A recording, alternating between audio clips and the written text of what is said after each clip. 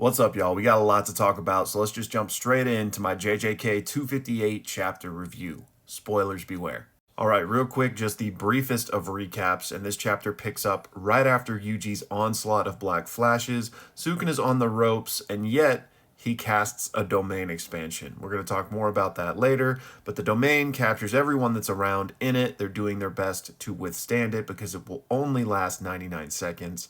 They do withstand it, but then at the end, we see that he has once again opened up this flame arrow and is about to strike. All right, so first, let's back up and talk about this black flash pathway thing. And there's actually a lot I want to yap about Gojo and the implications in this chapter, but I think that's going to make sense in an entirely separate video, so be on the lookout for that. But what we learned is that black flashes quite literally create new pathways for Jujutsu. In Gojo's case, the narrator brings this up because this is how he got his RCT back in his fight with Sukuna. And, this leads into Sukuna should have gotten the same thing except for all of the black flashes from Yuji.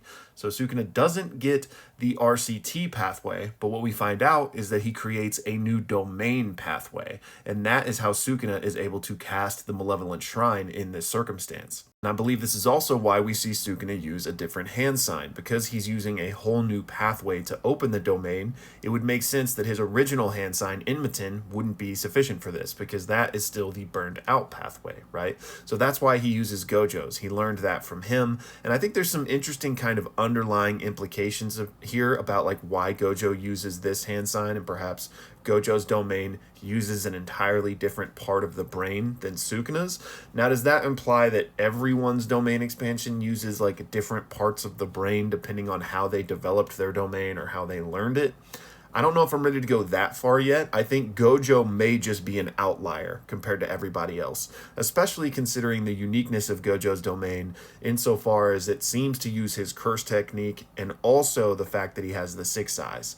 I don't want to get too lost in the weeds on this right now, but I do believe Gojo's six eyes play a prominent part in his domain expansion. And because the six eyes are, not related to a curse technique, that might mean Gojo's domain opens up in a different part of the brain than a normal person's domain, which again could explain why Sukuna used his hand sign. But now let's talk a little bit about all of this narration we got during this domain. So yes, it was due to the black flashes. This is a new pathway, but Sukuna is still running low on output, right? So he still had to string together a bunch of binding vows and unique circumstances to pull this off, which may explain why it looks a little bit different than we're used to, but we still need more information there. In any case, Sukuna is an absolute genius, and he's showcasing that again, right? But because he's running on E and using all of these binding vows, it's not like a full-strength normal domain. It is partially incomplete, which is why it is only going to last for 99 seconds. So that's why they just have to stand there and try to bear it.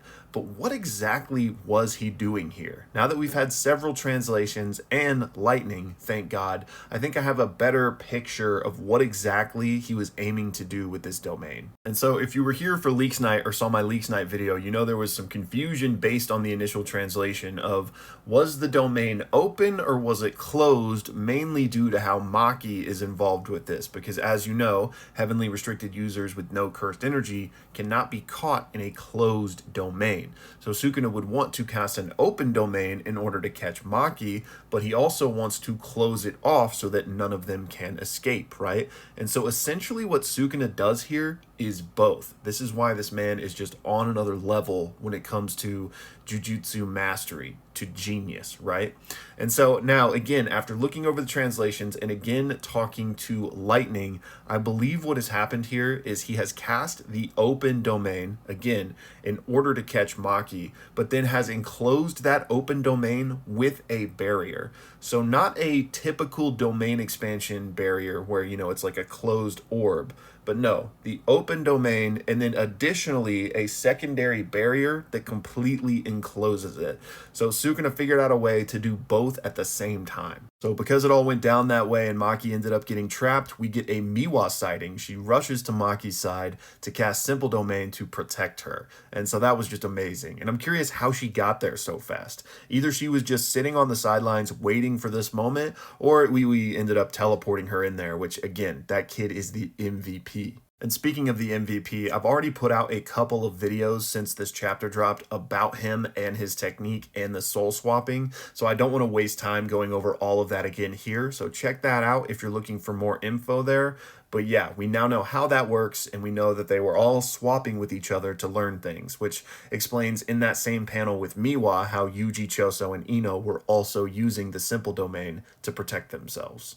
So the domain ends and we once again get a fire arrow sighting finally, and this time it's not censored. And we know that in Japanese, sukuna is basically saying like stove open or furnace open, further alluding to the kitchen or cooking theme with his curse technique. So there's a lot to kind of discuss here. I've actually gotten a lot of questions about all of this as well, so we're going to kind of do both at the same time. All right, so first up, we have a couple of questions in the same vein. First here from Isaac, he wants to know if I think this fire arrow furnace is related to the kitchen. And absolutely, I think that is very intentional theming from Gege. This has been a large part of Sukuna's entire character, right? He always speaks in like chef metaphors. For example, saying he's going to strip the scales off of Gojo. Gojo is on his cutting board. His knives are compared to chef's knives. His cleave and dismantle, rather, are compared to chef's knives. Malevolent kitchen being one of the literal ways to translate his domain. I think that's all intentional and it's part of Sukuna's character. Gege really does like to showcase people's characters literally via their curse technique. For example, Gojo being the strongest, his loneliness, right? And his technique is literally an infinite distance between him and others. Sukuna being a cannibal, somebody who's obsessed with eating, his technique revolving around that in a way. And then Jojo asked if Sukuna's curse technique really is cooking, does that mean the reversal could be eating? And I certainly think eating plays a role. I think maybe even Sukuna can gain power from consuming things, dicing them up, cooking them with the arrow, and then eating it. Maybe there's other stages too. But I don't think it would be the reversal, because I do think eating just falls in line with the normal sequence. I think the reversal, if cooking or dicing up is the destruction, maybe it's some way putting things back together. And on that very subject, we have this comment from Boku no Color, and holy crap, man, I absolutely love your work. For those of you unfamiliar, you're looking at some of it behind me here. Boku is an amazing artist and shares his talent with this community all the time. So thank you so much for that, man.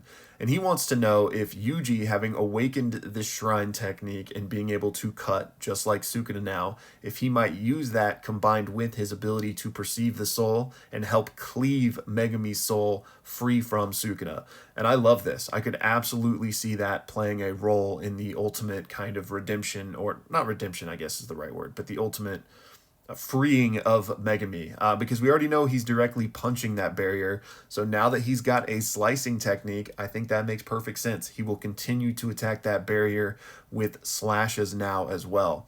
And like we were just talking about with this hypothetical reversal, I do agree that it could be some sort of reconstruction, again, putting things back together. So I would love to see Yuji use that. And maybe it's something we haven't seen Sukuna use because of his whole mindset, right? He's all about just like tearing down the weak. And so it would never even like occur to him to like use the reversal to help put things back together. So I think it would be really poetic if we see Yuji be the first one to use the reversal of Shrine. Next up, we got a few questions from that old Wasabi, and the first one here is the same one that I just answered from Boku, so I won't bore you guys with repeating it, and we'll go ahead and move down to the second one.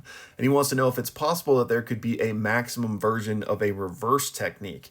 And I think it makes sense for there to be. Like, from what we know about this power system and how it works, it seems like there could be. But will we ever see one?